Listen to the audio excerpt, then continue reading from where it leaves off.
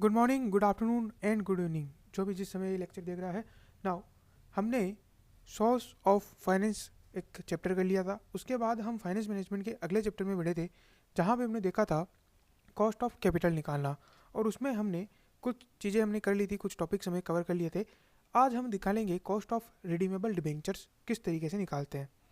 Now ये इसका formula है। अब देखने में ये काफ़ी बड़ा फॉर्मूला लग रहा होगा, बट इसको हम अगर एनालाइज करेंगे और समझेंगे तो ये काफ़ी इजी फॉर्मूला है और आपको इसे रटने की ज़्यादा ज़रूरत नहीं पड़ेगी। तो आराम से इसको समझते हैं। कॉस्ट ऑफ डेट निकालने के लिए या कॉस्ट ऑफ डिबेंचर निकालने के लिए जहाँ पे रिडीमेबल हो, ठीक है, डिबेंचर क्या है, रिडीमेबल है, तो वहाँ पे जब हम कॉस्ट निकालते हैं तो उसके लिए हमें क्या करना होता है। सबसे पहले आई यानी कि इंटरेस्ट को 1 - टी यानी कि 1 - टैक्स रेट करना रहता है। यहाँ तक तो अपन वहाँ पर भी कर रहे थे। वहाँ पे अपॉन के अंदर सीधा यानी कि डिनोमिनेटर जो था वो सीधा का सीधा नेट प्रोसीड दिया हुआ था जब हम इररिडीमेबल डिबेंचर्स की बात कर रहे थे। लेकिन यहाँ पे आरवी करके एक और नया आया है। अब आरवी का जो फुल फॉर्म है वो है रिडीमेबल वैल्यू। अब सर ये होता क्या है, तो देखिए, जब भी आप रिडीम्शन करते हो डिबेंचर्स का, यानी कि जब भी आप डिबेंचर को रिडीम करोगे यानी कि डिबेंचर होल्डर्स को पैसा वापस दोगे, तब ये ज़रूरी नहीं है कि जो आपने जितने में उसको इश्यू किया था उतना ही पैसा आप जब आप इसको रिडीम करो तब दो। और इसका मतलब है कि आपको कुछ ना कुछ हो सकता है एक्स्ट्रा अमाउंट देना पड़े, या हो सकता है कि आप कुछ ना कुछ कम अमाउंट दो। सर ऐसा कैसे हो सकता है? क्योंकि कई बार आपने देखा होगा, जब आप अकाउंटिंग अगर आप कर चुके हो तो अदरवाइज जब भी डिबेंचर का रिडम्पशन होता है तो वो हो सकता है कि आपने इशू किया हो, मान लेते हैं 100 रुपये में। अब आप उसको हो सकता है 100 रुपये में ही रिडीम करो, हो सकता है 105 रुपये में रिडीम करो, और हो सकता है 95 में रिडीम करो, यानी कि कम में कर सकते हो, ज़्यादा में कर सकते हो, और 100 रुपये में भी कर सकते हो, यानी कि उतने के उतने अमाउंट में भी कर सकते हो। अब आप जो ये रिडीम्शन कर रहे हो, चाहे आप ज़्यादा कर रहे हो या कम कर रहे हो, अगर आप ज़्यादा कर रहे हो तो आपको कुछ ना कुछ प्रॉफिट होगा, यानी कि रिडम्शन वैल्यू अगर ज़्यादा है तो वो कुछ ना कुछ प्रॉफिट होगा। 105 अगर सॉरी लॉस होगा अगर आप रिडम्शन ज़्यादा में कर रहे हो, तो क्योंकि आपके पास 100 रुपये आए थे और आपने 105 रुपये पे किए। वही अगर रिडम्शन वैल्यू जो है अगर वो कम है तो आपको प्रॉफिट होगा। अगर ऐसा कुछ होता है तो वो भी कॉस्ट के अंदर एडजस्ट होगा, पहली बात तो यहाँ पे। इसीलिए जो रिडम्शन वैल्यू है उसमें से माइनस किया जाता है नेट प्रोसीड को, डिवाइड बाई किया जाता है एन। एन यहाँ पे डिनोट करता है नंबर ऑफ ईयर्स जब अपने ने डिबेंचर्स को इशू किया था। नाउ अब अपन आते हैं डिनोमिनेटर में। डिनोमिनेटर में इन्होंने ऐसा क्यों कहा कि R V plus N P divide by two. तो देखिए, इन्होंने कुछ नहीं किया, इन्होंने सिंपली रिडम्शन वैल्यू और नेट प्रोसीड का एवरेज ले लिया। और ये एवरेज जो लिया है इन्होंने सिंपल एवरेज लिया है। तो यहाँ पे इन्होंने सिंपल सा redemption value plus N P यानी कि net proceed divide by two करके सीधा से इन्होंने इसको सिंपल एवरेज किया। एक क्वेश्चन के थ्रू हम इसे समझते हैं, जो और ज़्यादा बेटर अंडरस्टैंडिंग होगी आपकी। चलिए क्वेश्चन में करते हैं। यहाँ पे अपन चलते हैं थोड़ा सा ऊपर। ओके, नो ये क्वेश्चन मैं आपको एक और सेकेंड बार में करूँगा, ठीक है, विद सम एक्सपेंडिचर वाला। रिडीमेबल डिबेंचर का हम बेसिक क्वेश्चन करते हैं।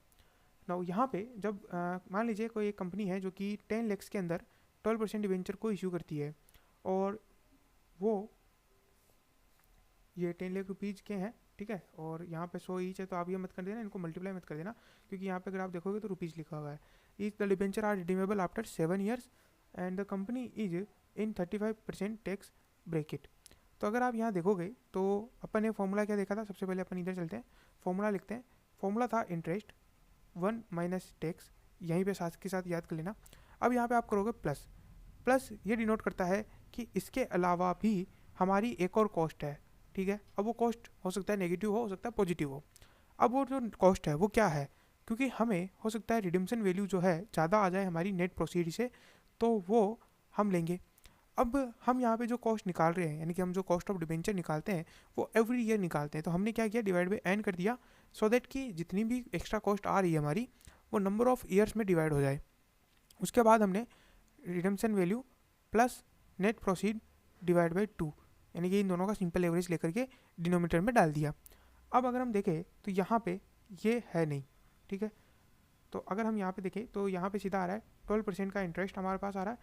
1 - टैक्स रेट कितनी थी हमारी जो लग रही थी, वो थी 35%, तो 0.35 डिवाइड बाई, ठीक है, प्लस अगर हम ये करेंगे तो रिडम्शन वैल्यू यहाँ पे कुछ दिया हुआ नहीं है, क्या दिया हुआ है, तो विच रिडीमेबल आफ्टर 7 ईयर्स, लेकिन यहाँ पे कुछ दिया हुआ नहीं है, तो हम ये मानेंगे कि एट पार है, यानी कि जितने में इशू किया था उतने में ही है। तो नेट प्रोसीड और रिडम्पशन वैल्यू जीरो हो जाएगी। तो यहाँ पे आप लिख सकते हो, यहाँ पे ये पूरा जीरो आ गया, ठीक है, 0/n, तो वो आ जाएगा कितना, 0।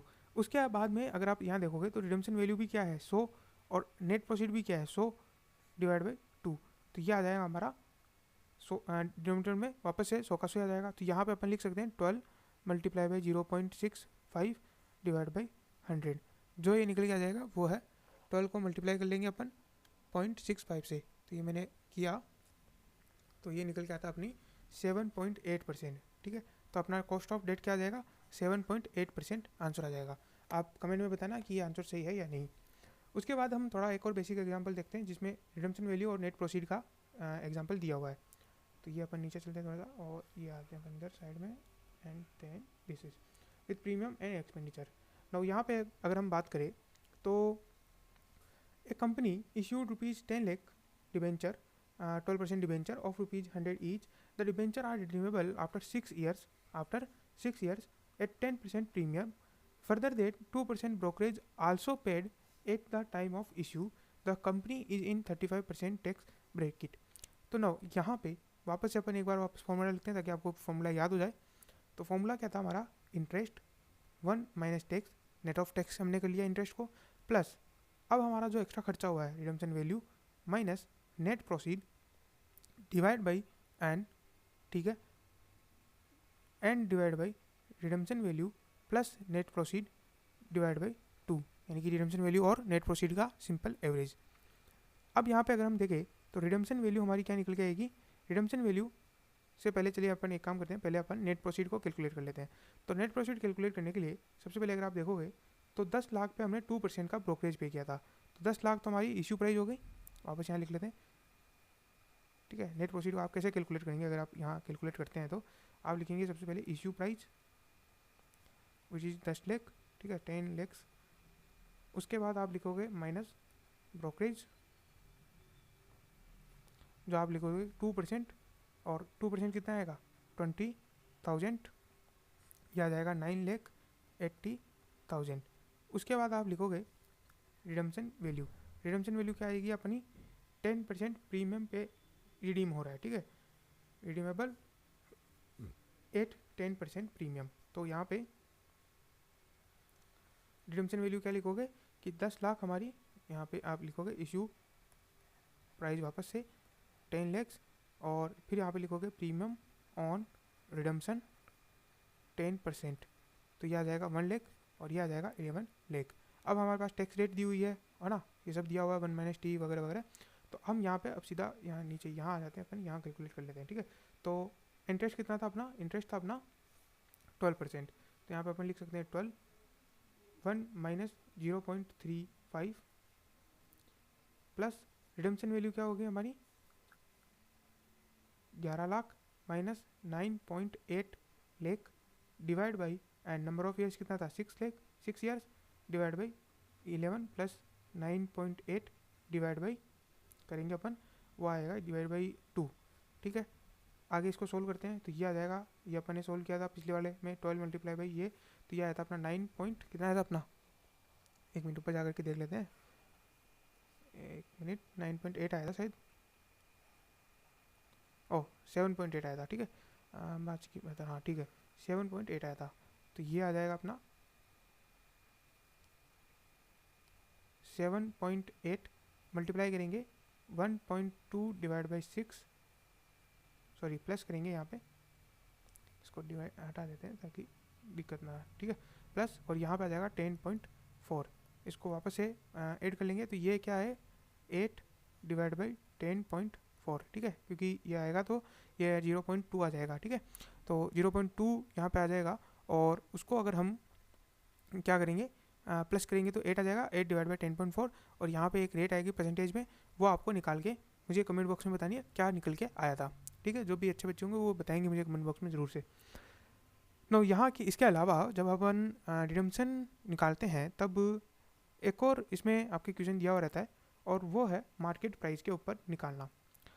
अब ये क्या क्वेश्चन है, ठीक है, और ये क्या बला है, ये निकालना थोड़ा सा डिफरेंस है इसमें, और डिफ़िकल्ट नहीं है बट थोड़ा सा अलग है ये, ठीक है। तो चलिए इसको देखते हैं अपन। और इसमें क्या लिखा हुआ है कि a company issued 10% debenture of ₹100 each at par on 1/4/2012, 1 April 2012, to be matured on 1 April 2022, यानी कि after 10 years. The company wants to know the cost of its existing debt on 1/4/2017, यानी कि 5 साल बाद, 5 साल के लिए वो जानना चाहती है कि हमारी एग्जिस्टिंग डेट क्या है। When the market price of debenture is ₹80 and compute the cost of existing debenture assuming 35% का टैक्स रेट क्या है ना, तो वो निकाल के हुए आपको बताना है कि किस तरीके से 35% का टैक्स रेट मानते हुए आपको बताना है कॉस्ट ऑफ डिबेंचर क्या होगा। तो वापस से फॉर्मूला मैं यहाँ पे अब नहीं लिख रहा हूँ, आपको जब भी आप करोगे आप लिखोगे हालांकि, ठीक है। चलो लिख लेते हैं एक बार। 1 interest multiply by 1 minus T plus redemption value minus net proceeds divide by number of years whole divide by redemption value plus net proceed divide by 2। अब यहाँ पे इंटरेस्ट हमारा क्या था, इंटरेस्ट था 10%, ठीक है। 1 माइनस 0.35 ये निकल जाएगा, प्लस रिडम्पशन वैल्यू क्या आएगी, तो रिडम्पशन वैल्यू अपनी थी ₹100 माइनस, अब यहाँ पे ये इंपॉर्टेंट चीज़ है, नेट प्रोसीड क्या लें। अब आपके मन में एक क्वेश्चन आ रहा होगा कि सर नेट प्रोसीड हमने जब इशू किया था तब हमारी प्राइस क्या थी, ₹100 थी, और हमने पार पे किया था यानी कि सिमिलर वैल्यू पे किया था, तो हमें जो नेट प्रोसीड है वो भी ₹100 लेना चाहिए, इसमें कोई दिक्कत नहीं है। लेकिन नहीं, यहाँ पे आपको रुकना होगा और आपको समझना पड़ेगा क्वेश्चन आपसे क्या मांग रहा है। क्वेश्चन ये कह रहा है कि आज की प्राइस दी हुई है उसने, और साथ ही साथ वो बोल रहा है कि एग्जिस्टिंग डिबेंचर का आज के डेट में क्या कॉस्ट होगा। Company wants to know cost of existing debt on 1/4/2017, वो आज की डेट में आपसे पूछ रही है, ठीक है। तो ऐसे में क्वेश्चन जब आपसे आज की डेट में पूछ रहा है तो आज की डेट में आपका नेट प्रोसीड कितना आता, तो जितनी मार्केट वैल्यू उतने में आप इश्यू करते और उतना ही नेट प्रोसीड आपको रिसीव होता।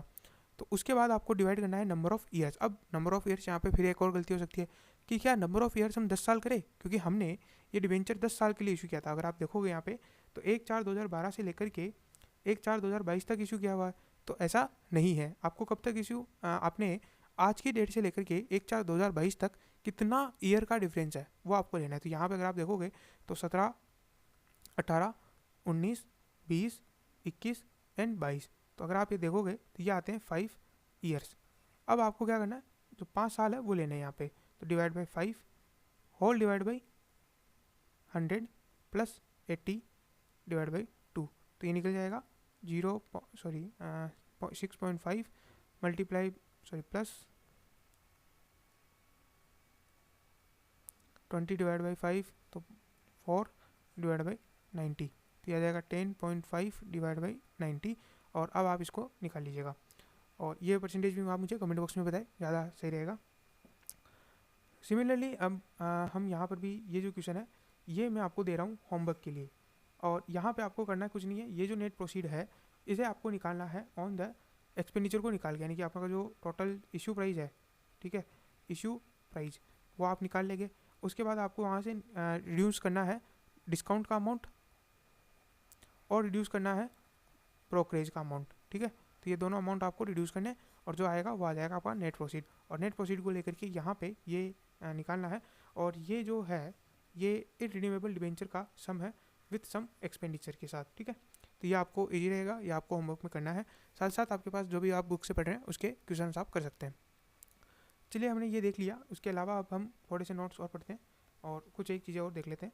तो ये हमने डिनोमिनेशन बता दिया था ना, यहाँ पे एक और नोट आप दे सकते हो, और वो नोट क्या है कि अगर इनके ऊपर भी आपको टैक्स बेनिफिट मिलता है, ठीक है, अगर इनके ऊपर भी आपको टैक्स का बेनिफिट मिलता है तो फिर आपको 1 माइनस टी जो है वो एक साथ करना है, लास्ट में करना है, यानी कि आपको सबसे पहले क्या करना है, I plus N R V minus N B divide by N, ये आपको जोड़ लेना है। ये इंटरेस्ट अगर आप देख रहे हो तो ये इंटरेस्ट जो है ना आपको जोड़ना कैसे है, आपको ये टोटल में जोड़ना है, ठीक है, ये आपको टोटलिटी में जोड़ना है। जैसे टोटल में मतलब अगर आप ये इंटरेस्ट रेट नहीं लेना है यहाँ पे, ठीक है, मैंने यहाँ पे एक गड़बड़ की थी, बट यहाँ पे आपको जो इंटरेस्ट है ना वो टोटल लेना है, यानी कि इंटरेस्ट का पेमेंट कितना किया, ठीक है, divide by R V plus N P divide by 2, ये आपको ले लेना है। और फिर इस पूरे को आपको मल्टीप्लाई करना है 1 माइनस टी से। ये यहाँ एक रेट निकल जाएगी और इस रेट को आपको मल्टीप्लाई करना है 1 माइनस टी से, ठीक है, ये हो जाएगा। उसके बाद कुछ दो छोटे छोटे टॉपिक है वो अपन नेक्स्ट लेक्चर में देखेंगे, बट यहाँ पे मैं आपको क्वेश्चन में जो मेरे से गलती हुई है मैं आपको बता देता हूँ। यहाँ पे देखिए इसमें तो अपन ने कुछ किया नहीं था, इसमें तो सब सही है क्योंकि आर वी प्लस ये जो है वो आ गया था सही। और हालांकि अगर अपन यहाँ देखना भी चाहे तो ये आ सकता है 1.2 लेक्स, ठीक है, और उसके बाद अपन यहाँ पे कर सकते थे। नाउ यहाँ के अलावा जब अपन यहाँ गए थे, यहाँ पे अपन ने क्या है काम, अपन ने यहाँ पे 12 लिया तो यह आता 1.2 लेक्स और यह आता 0.78 लेक्स और 78,000, ठीक है, ये ज़्यादा बेस्ट रहेगा 78,000। और यहाँ पे ये जो आता ये फिर 20,000 आता, ठीक है, तो ये 20,000 आता तो यहाँ पे 78 प्लस 20,000 कितना होता 98,000 डिवाइड बाई 10.4 और ये 10.4 लेक्स होता। तो आप इस तरीके से फिर परसेंटेज निकाल सकते हो, ठीक है। तो ये निकल के आता 9.4 divide by 9.4 divide by 9.8 divide by 10.4। एक मिनट यार, कैलकुलेटर थोड़ा, चलिए ठीक है, आप निकाल के इसको कमेंट बॉक्स में मेरे को बताना कि क्या निकलता है। तो आज का वीडियो बस इतना ही रखते हैं। Thank you very much. अगर आपको वीडियो पसंद आए तो प्लीज़ लाइक करिए और साथ साथ दोस्तों के साथ शेयर करिए। Thank you very much once again, good day, good bye.